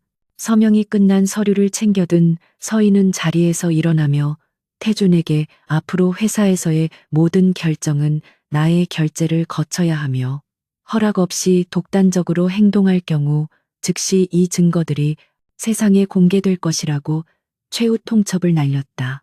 태준은 고개를 숙인 채 아무런 대꾸도 하지 못했고 그의 어깨는 패배감으로 인해 한껏 움츠러들어 있어 방금 전까지의 오만한 CEO의 모습은 온데간데 없었다. 서인은 서재를 나서기 전 뒤를 돌아보며 오늘 밤은 손님 방에서 자는 게 좋을 것이라며 안방은 이제부터 자신이 혼자 쓸 것이라고 통보했다. 이는 단순한 잠자리의 분리가 아니라 부부관계의 종말과 서인의 완전한 독립을 의미하는 상징적인 선언이었고 태주는 그 말에 대꾸할 힘조차 잃은 채 멍하니 바닥만 응시했다. 복도로 나온 서인은 긴장이 풀리며 다리가 약간 후들거리는 것을 느꼈지만 벽을 짚고 심호흡을 하며 다시금 마음을 다잡았다. 그녀는 복도 끝에 걸린 시아버지의 초상화를 바라보며 당신의 아들이 무너지는 꼴을 똑똑히 지켜보라고 속으로 뇌까렸고 이것은 아버지의 복수를 위한 첫걸음에 불과하다고 되새겼다. 집안의 고용인들은 서인이 서재에서 나와 당당하게 안방으로 향하는 모습을 보며 무언가 큰 변화가 일어났음을 직감하고 서로 눈치를 살피며 수군거렸다. 서인은 안방문을 열고 들어가 태준의 냄새가 배어있는 침대 시트를 모두 걷어내고 창문을 활짝 열어 밤 공기를 들이마시며 비로소 자신의 공간을 되찾았다는 해방감을 만끽했다. 그 시각 태준은 어두컴컴한 서재에 홀로 남아 깨진 위스키병 조각을 만지작거리며 손가락에서 피가 흐르는 고통을 통해 현실을 자각하려 애쓰고 있었다. 그는 서인에게 당한 굴욕을 곱씹으며 이를 갈았지만 당장은 그녀에게 대항할 수단이 없다는 무력감에 괴로워하며 머리를 감싸 쥐었다. 태주는 서인이 러시아와 무슨 관계가 있는지 그녀의 과거를 캐내기 위해 뒷조사를 시켜야겠다고 생각했지만 지금 당장은 그녀의 비위를 맞추지 않으면 회사가 공중분해될 위기에 처해 있었다. 그는 붉게 충혈된 눈으로 허공을 노려보며 언젠가는 반드시 이 치욕을 갚아주겠다고 다짐했지만 그의 내면 깊은 곳에서는 이미 서인에 대한 근원적인 두려움이 싹트고 있었다. 다음 날 아침 태성그룹 본사는 전날 밤 연회에서의 사건으로 인해 벌집을 쑤셔놓은 듯 시끄러웠는데 직원들 사이에서는 회장 사모님이 천재라는 소문과 회장이 망신을 당했다는 소문이 섞여 퍼져나가고 있었다. 태주는 퀭한 눈으로 출근하여 회장실로 향했지만 직원들의 시선이 예전과는 다르게 느껴져등 뒤가 따가웠고 마치 모두가 자신을 비웃고 있는 것 같은 피해망상에 시달렸다. 잠시 후 회장실 문이 열리고 서인이 세련된 정장 차림으로 비서들을 대동하고 들어왔는데 그녀의 등장에 사무실의 공기가 순식간에 바뀌었다. 서인은 태준의 책상이 아닌 회의용 상석에 자연스럽게 앉으며 임원회의를 소집하라고 지시했고 비서실장은 태준의 눈치를 보다가 서인의 서슬퍼런 눈빛에 눌려 즉시 지시를 이행하러 뛰어나갔다. 임원들이 영문을 모른 채 회의실에 모여들자 서인은 태준을 옆자리에 앉히고 자신이 이번 러시아 프로젝트의 총괄 책임자이자 경영 고문으로 취임했음을 공식적으로 발표했다. 임원들은 술렁거렸지만 태준이 아무 말 없이 고개만 끄덕이며 긍정하자 어쩔 수 없이 서인에게 박수를 보냈고 그 박수 소리는 태준에게 있어 조종을 알리는 종소리와도 같았다. 서인은 유창한 언변과 전문적인 지식으로 현재 회사의 재정 상태와 문제점을 날카롭게 지적하며 구조 조정과 경영 혁신안을 제시했는데 임원들은 그녀의 카리스마와 실력에 압도되어 혀를 내둘렀다. 태주는 자신의 자리가 점점 좁아지는 것을 느끼며 회의 내내 한마디도 하지 못하고 투명 인간처럼 앉아 있어야만 했다. 회의가 끝난 후 서인은 태준을 따로 불러내어 앞으로 허튼 수작을 부리거나 내 뒤에서 딴짓을 할 생각은 꿈도 꾸지 말라고 경고하며 이미 회사 내부에 내 사람들을 심어두었다고 거짓 정보를 흘렸다. 태주는 서인이 어디까지 손을 썼는지 가늠할 수 없어 더욱 공포에 질렸고 그녀가 시키는 대로 하겠다고 맹세하며 꼬리를 내렸다. 서인은 그런 태준을 보며 권력이라는 것이 얼마나 허망한 것인지 그리고 공포가 인간을 얼마나 비굴하게 만드는지를 확인하며 씁쓸한 미소를 지었다. 그녀는 태준을 조종하여 과거 아버지를 죽음으로 몰고 갔던 당시의 내부 감사 자료와 회계 장부에 접근할 권한을 얻어내기로 결심하고 다음 단계의 작전을 구상했다. 서인은 자신의 집무실로 배정된 방에 들어가 창밖으로 펼쳐진 서울 도심을 내려다보며 이제야 비로소 싸움의 링 위에 제대로 올라섰음을 실감했다. 그녀의 책상 위에는 태성그룹의 조직도와 주요 인물들의 신상 명세가 놓여 있었고 붉은 펜으로 표시된 몇몇 이름들은 그녀가 반드시 쳐내야 할 부패한 간부들이었다. 서인은 전화기를 들어 누군가에게 전화를 걸었고 러시아어로 짧고 간결하게 첫 번째 단계는 성공적으로 끝났으니 이제 두 번째 단계를 준비하라고 지시했다. 수화기 너머의 상대는 그녀의 충실한 조력자이자 과거 아버지의 부하 직원이었던 인물로 그들은 오랫동안 이 순간만을 위해 칼을 갈아왔던 것이었다. 오후가 되자 서인은 태준의 법인 카드를 회수하고 그의 개인 자금 사용 내역을 감사팀에 넘겨 정밀 조사를 지시했는데 이는 태준의 손발을 묶어 그를 경제적으로 고립시키려는 의도였다. 태준은 카드가 정지되었다는 문자를 받고 분노하여 서인에게 따지러 왔지만 서인은 회사의 투명성을 제고하기 위한 조치라며 차갑게 응수했다. 그녀는 태준에게 당신이 그동안 룸살롱과 도박장에서 탕진한 돈이면 직원들 급여를 몇 달은 더 줄 수 있었다며 경영자로서의 자질을 운운하며 그를 꾸짖었다.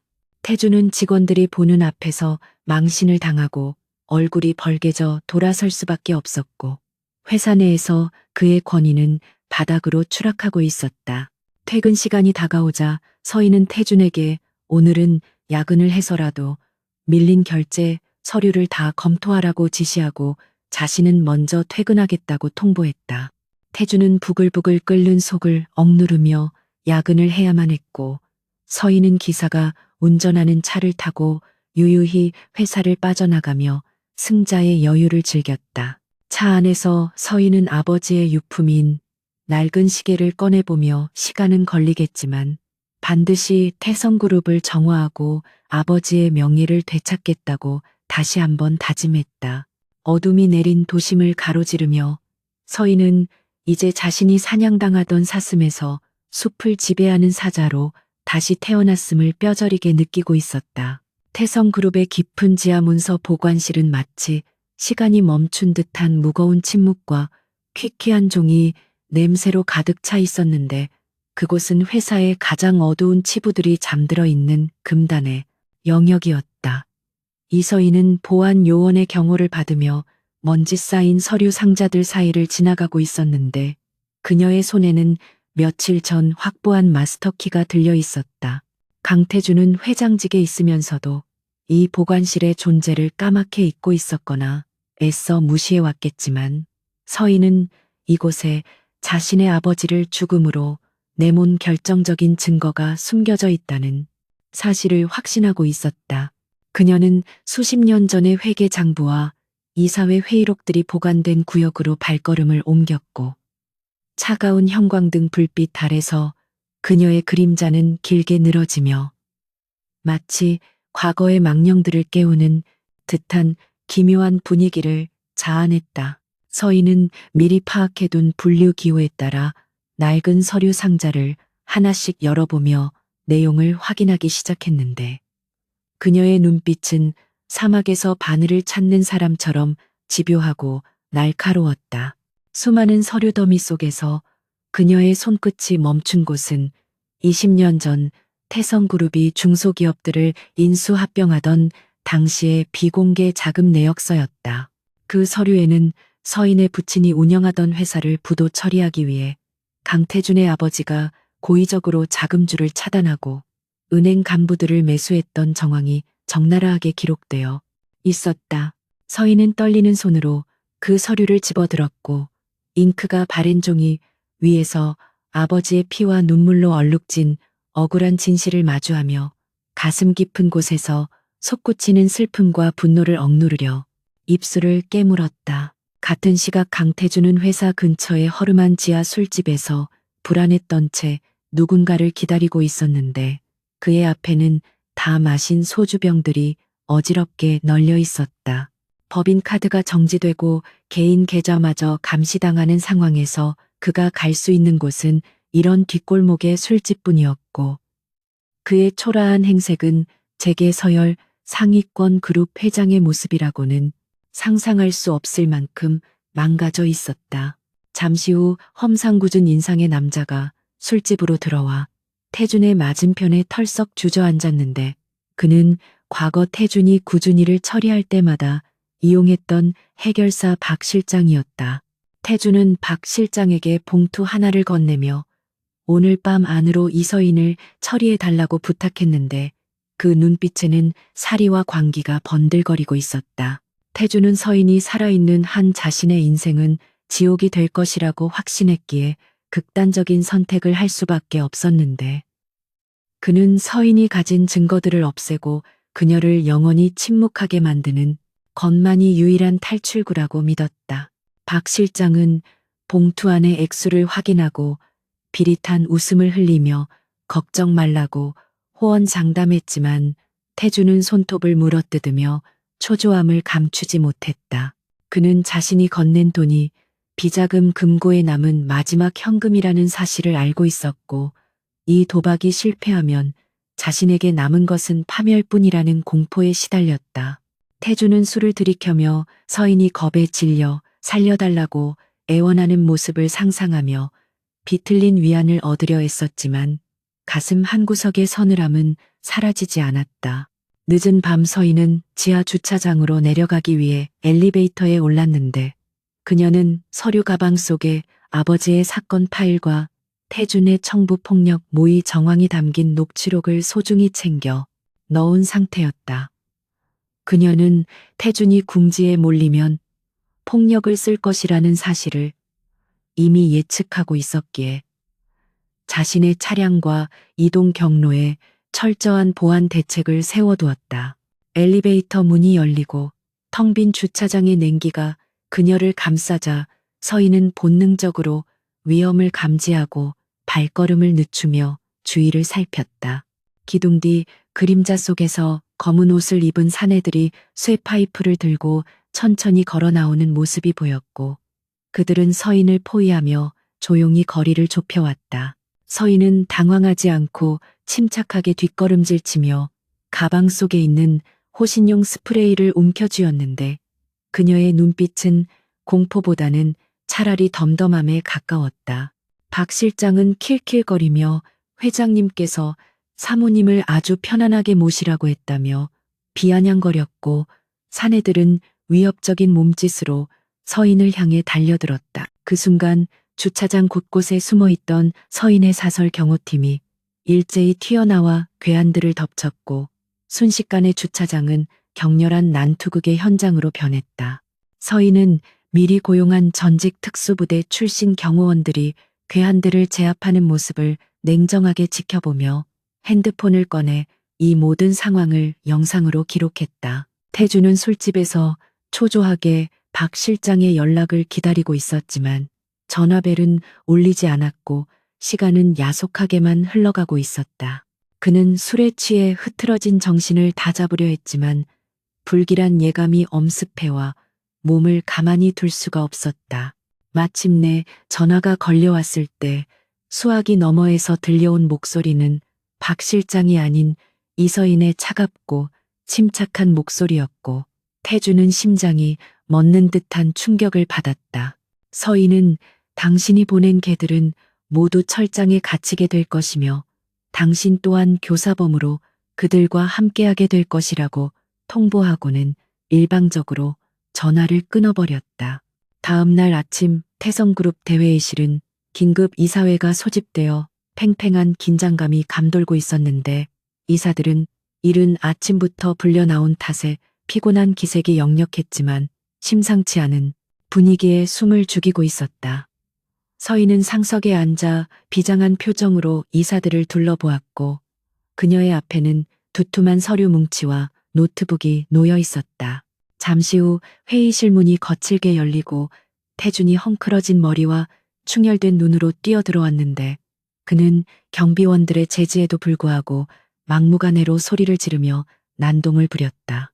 이사들은 태준의 추한 몰골의 경악을 금치 못했고 한때 절대 권력자였던 그의 몰락을 눈앞에서 목격하며 혀를 찼다. 서인은 눈 하나 깜짝하지 않고 경비원들에게 눈짓을 보내 태준을 자리에 앉히게 한 뒤 마이크를 잡고 침착하게 발언을 시작했다.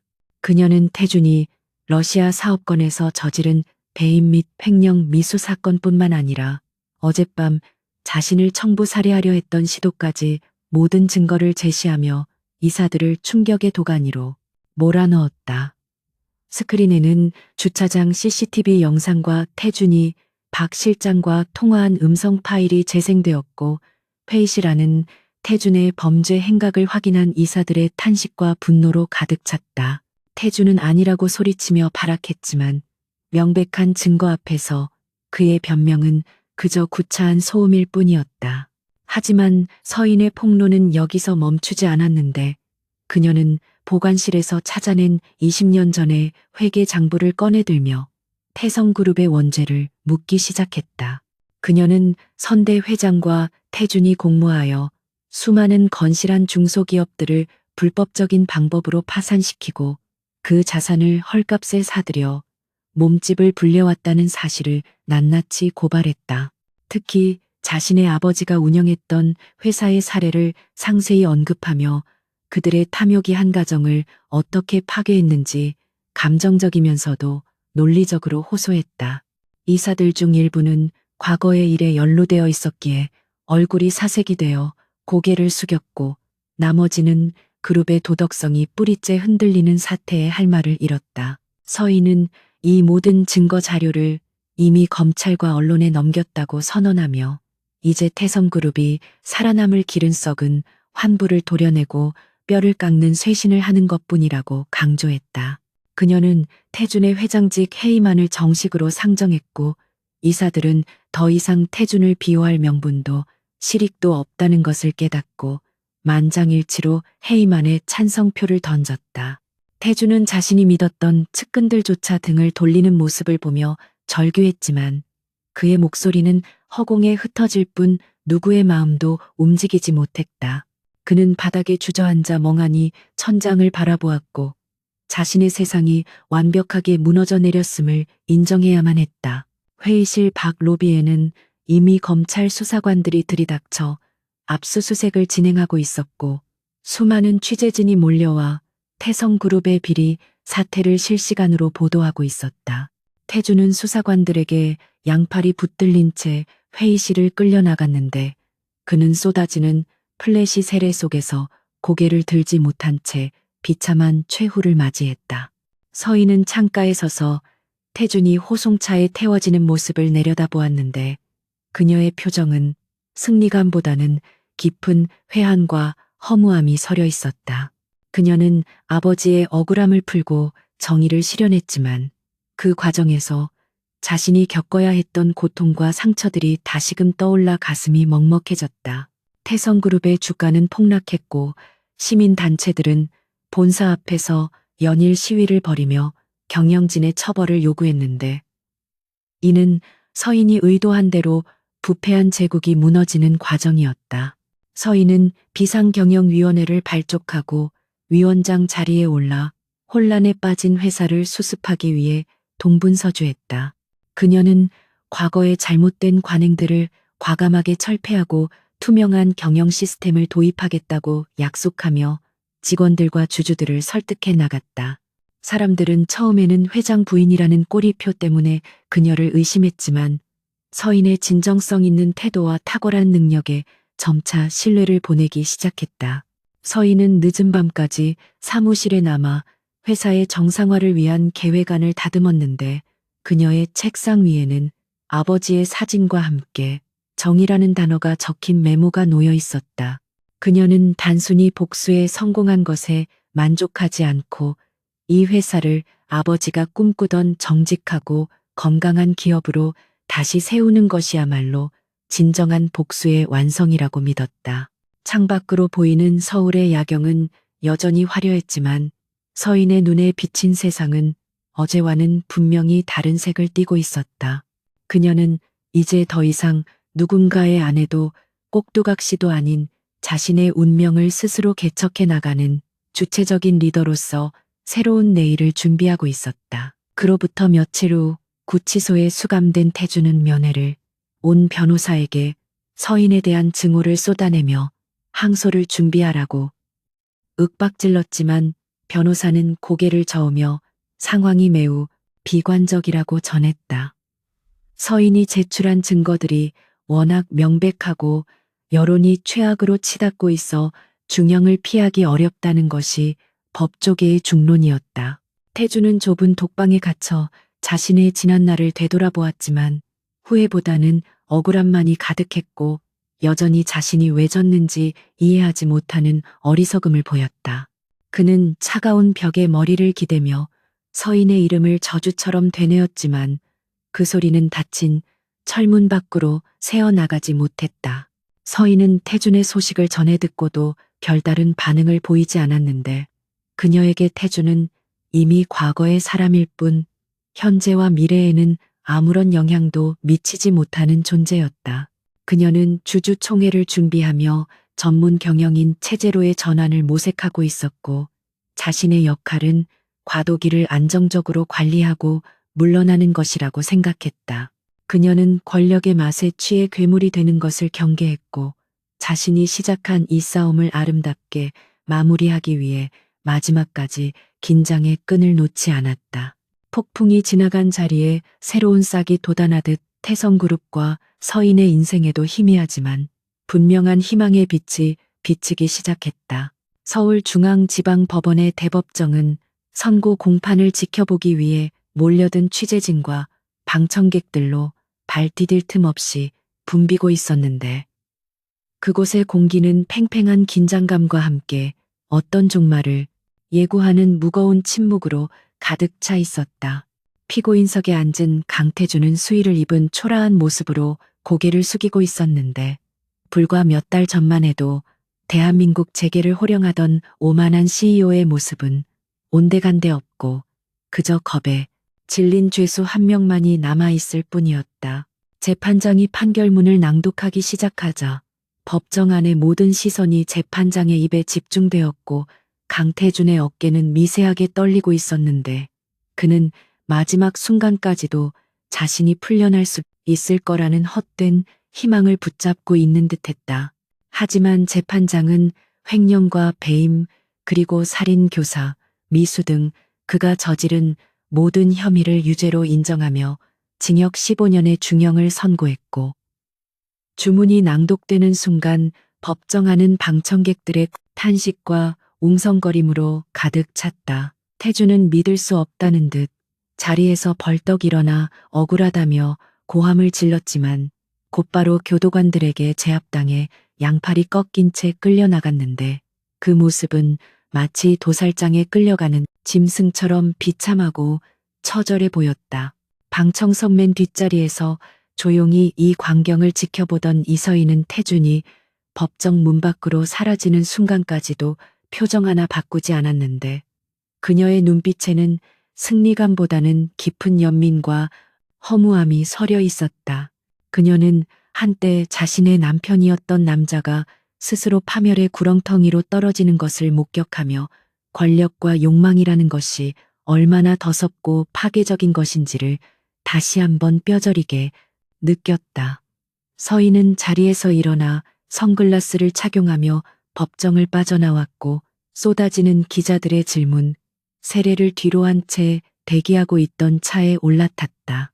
태준의 구속과 함께 태성그룹은 창사 이래 최대의 위기를 맞이했지만 서희는 비상경영위원회를 이끌며 흔들리는 회사를 빠르게 안정시켜 나갔고 썩은 환부를 도려내는 대대적인 개혁을 단행했다.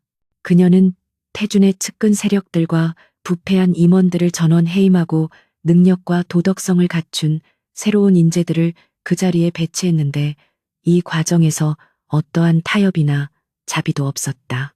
서희는 매일 밤늦게까지 사무실에 남아 결제 서류를 검토하고 현장을 직접 발로 뛰며 직원들과 소통했는데 그녀의 진심 어린 노력은 얼어붙어 있던 직원들의 마음을 녹이고 회사 전체에 새로운 활력을 불어넣었다. 사람들은 그녀를 단순한 회장의 아내가 아닌 위기 속에서 회사를 구한 진정한 리더로 인정하기 시작했고 태성그룹의 주가는 서서히 회복세를 보이며 시장의 신뢰를 되찾아갔다. 하지만 서희는 회사가 안정되어 갈수록 마음 한구석에서 커져만 가는 공허함을 느꼈는데 그것은 이 자리가 자신이 진정으로 원했던 곳이 아니라는 근원적인 물음에서 비롯 것이었다. 그녀는 아버지의 복수를 위해 그리고 무너진 정의를 바로 세우기 위해 경영 일선에 뛰어들었지만 이제 그 목표가 달성된 시점에서 거대 기업의 회장이라는 왕관은 그녀에게 너무나 무겁고 거추장스러운 짐일 뿐이었다. 서희는 늦은 밤 회장실 창가에 서서 화려한 서울의 야경을 내려다보며 자신이 진정으로 행복했던 순간이 언제였는지를 자문해 보았다. 그것은 러시아의 드넓은 설원을 달리며 자유롭게 언어를 공부하고 낯선 사람들과 소통했던 유학 시절이었지. 차가운 콘크리트 건물 안에서 숫자와 씨름하는 지금이 아니었다. 서희는 오랫동안 고민한 끝에 중대한 결단을 내렸고 다음 날 아침 긴급 이사회를 소집하여 자신의 거취에 대한 폭탄 선언을 준비했다.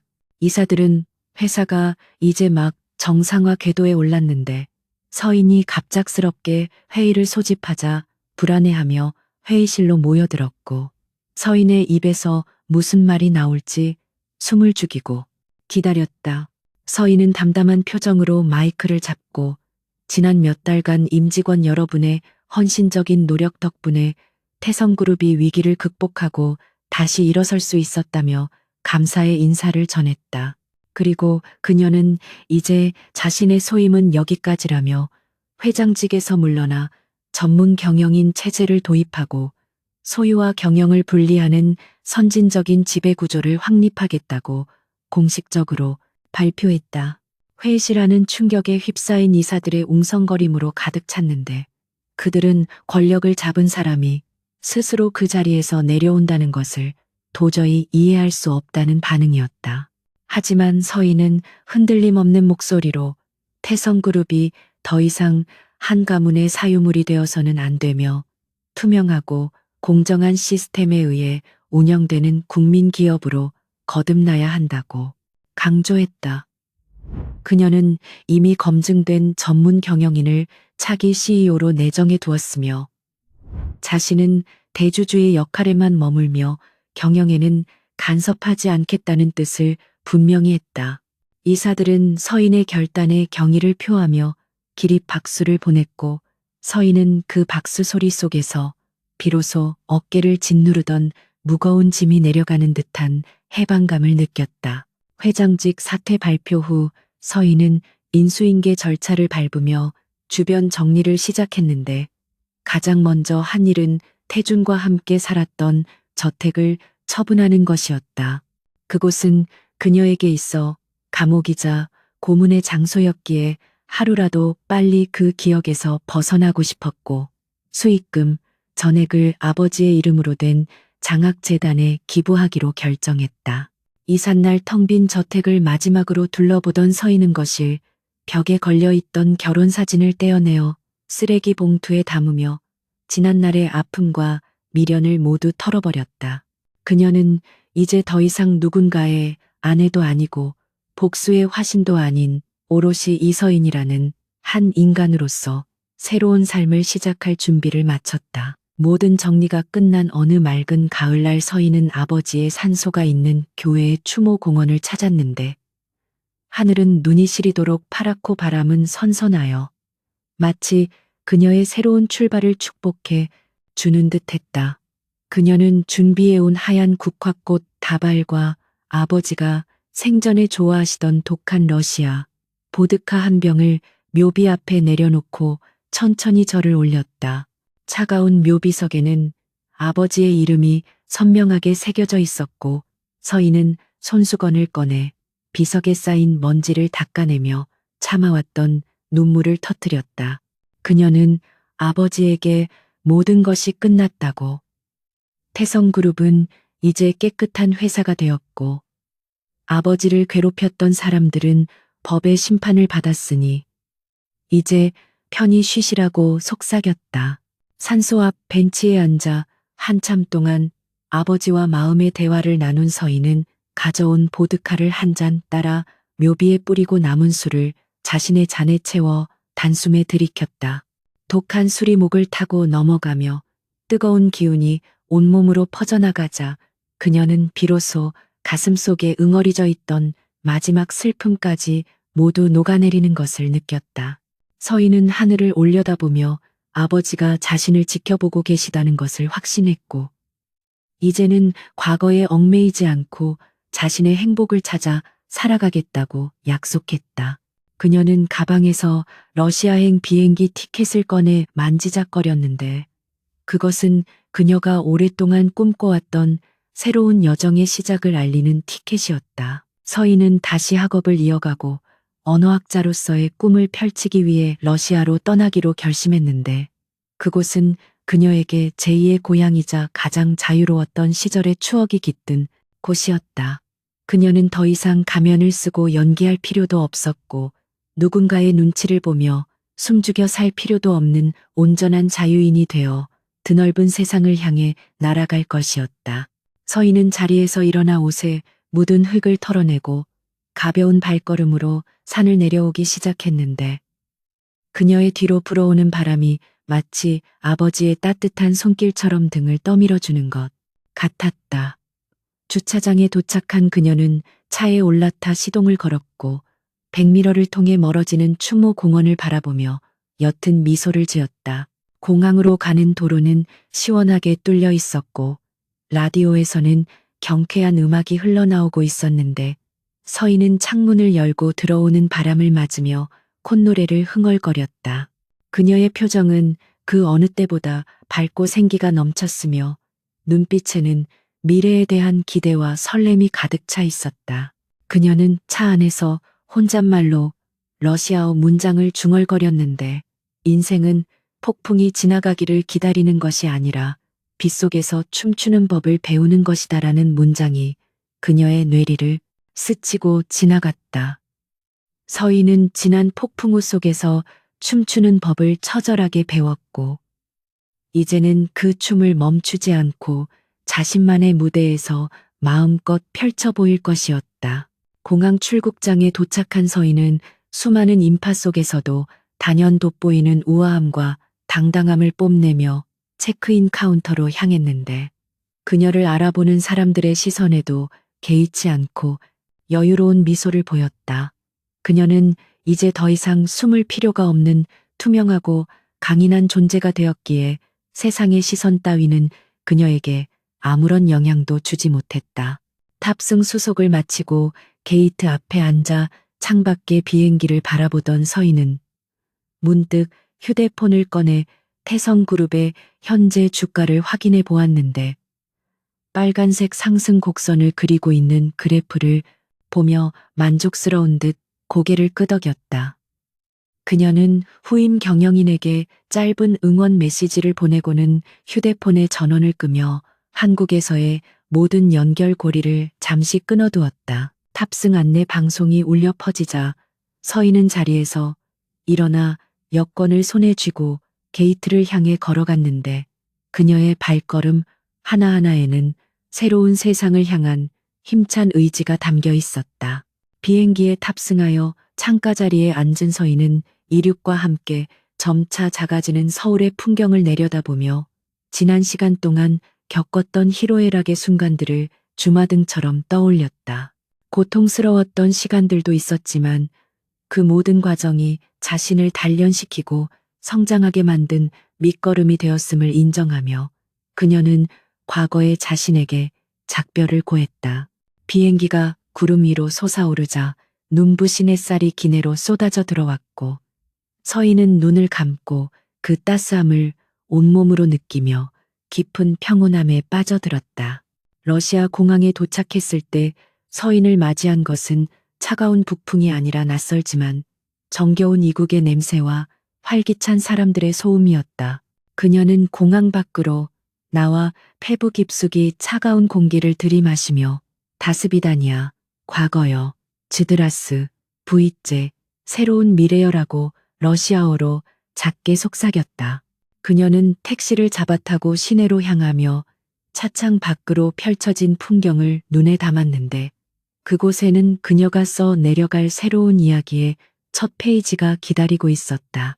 서희는 이제 누군가의 아내도 아니고 대기업의 총수도 아닌 그저 자신의 삶을 사랑하고 개척해 나가는 한 여성으로서 세상의 중심에 서게 되었다. 이야기는 여기서 끝이 나지만 이서인의 삶은 이제 막 진짜 시작을 알리고 있었으며 그녀가 보여준 용기와 지혜는 오랫동안 사람들의 기억 속에 전설처럼 남게 될 것이었다. 말 못하는 아내라는 편견의 껍질을 깨고 세상 밖으로 나와 스스로의 힘으로 운명을 바꾼 그녀의 이야기는 절망 속에 있는 누군가에게는 희망이 되고 불의에 맞서는 이들에게는 용기가 되어줄 것이었다. 서희는 택시기사가 건네는 러시아어 인사에 유창하게 화답하며 환하게 웃었고 그 웃음은 그녀가 찾은 진정한 자유와 행복의 증거였다. 그녀의 앞길에 펼쳐질 눈부신 날들을 축복하며 긴 이야기는 막을 내린다.